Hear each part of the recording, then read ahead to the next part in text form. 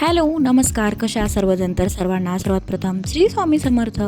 तर आज मी गुढीपाडव्यासाठी साफसफाई करायला सुरुवात करते आहे.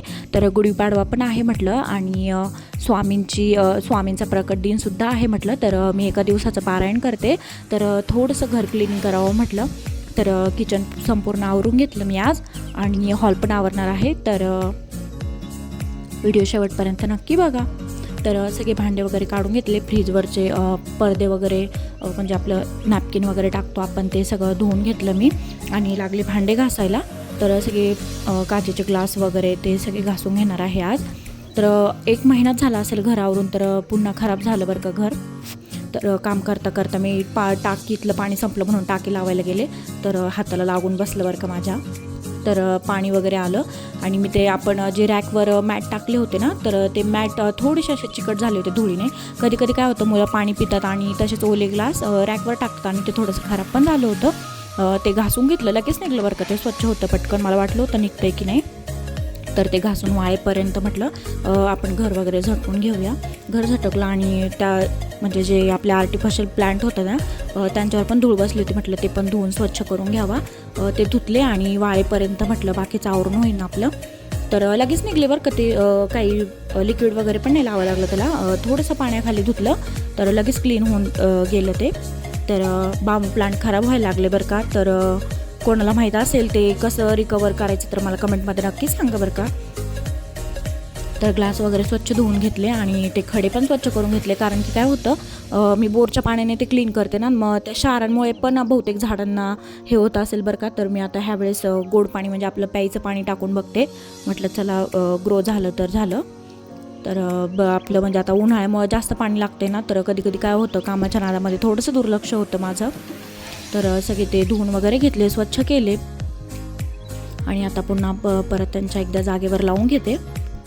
तर काही आपल्या घरात असं सणवार असेल किंवा पोते वगैरे लावायचे असेल तर घर वगैरे क्लीन केलं तर आपल्यालाच प्रसन्न आणि खूप छान वाटतं.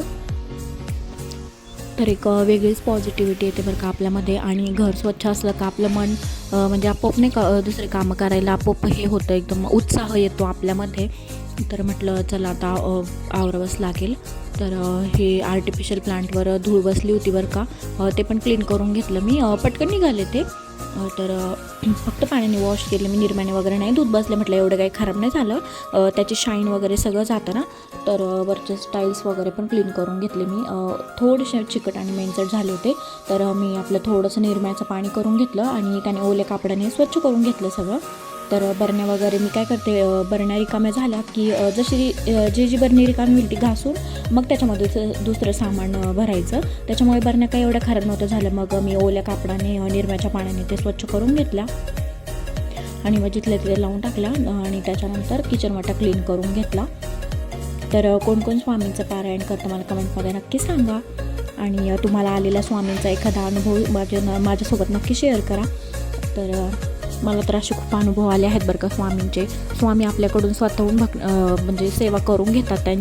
त्यांच्या मनात इच्छा असेल तर ते आपल्याकडून सेवा करून घेतात. म्हणजे आपल्याला स्वतःहून करायची काहीच गरज नसती. करविता स्वामीच आहेत आपले.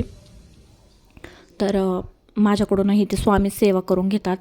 तर म्हटलं तुमचाही एखादा अनुभव असेल तर असाच माझ्यासोबत शेअर नक्की करा.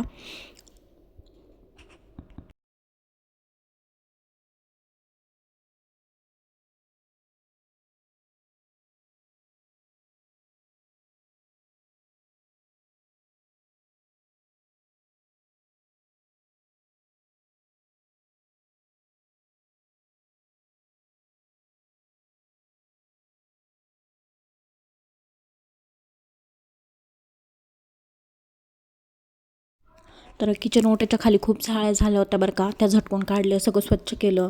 सगळा भाजीपाला ट्रान्सफर केला आणि आपला जुना मिक्सर खराब झाला बरं का. तो आता म्हणजे देऊन टाकणारे मी भंगारमध्ये.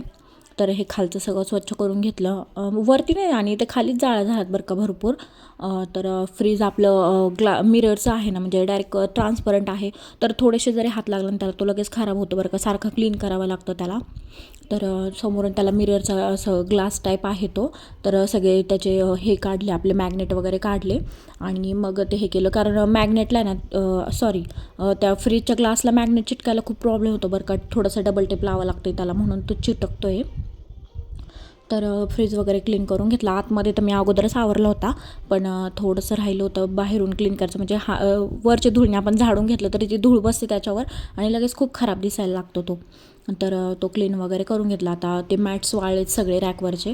तर आता मी ते मॅट लावून घेते आणि सगळे भांडी वगैरे त्याच्यावर लावून घेते.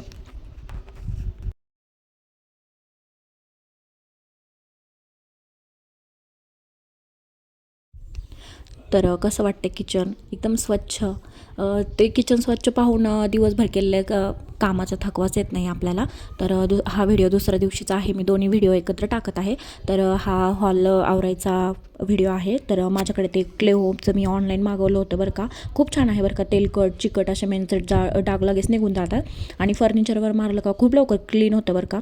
तर त्याने खूप मदत होते बरं का. खूप छान स्वच्छ पटपट होतं. मग मी ते एका स्प्रे बॉटलमध्ये एक पॅकेट 1 लिटरच्या पाण्यामध्ये मिक्स करून ते टाकायचं असतं. तर सगळ्या वस्तूंवर तुम्ही बघू शकता. टी व्ही पुसलाय मी, किती चमकतोय. तर म्हणजे कोणती पण गोष्ट असू दे त्याने खूप छान निघतं बरं का. मी ते एक खास करून भिंतींसाठी मागवलं होतं बरं का. त्यांनी दाखवलं होतं असं की नाही का, भिंतीवर रेगा वगैरे ओढलेल्या मुलांनी ते क्लीन होतं. पण ते तर काय क्लीन नाही झालं. म्हटलं चला एक दिवस आपण फर्निचरवर स्प्रे करून बघूया. तर खूप छान निघलं. म्हटलं चला जाऊ द्या, आपलं मागवल्याचा काहीतरी उपयोग तरी झाला.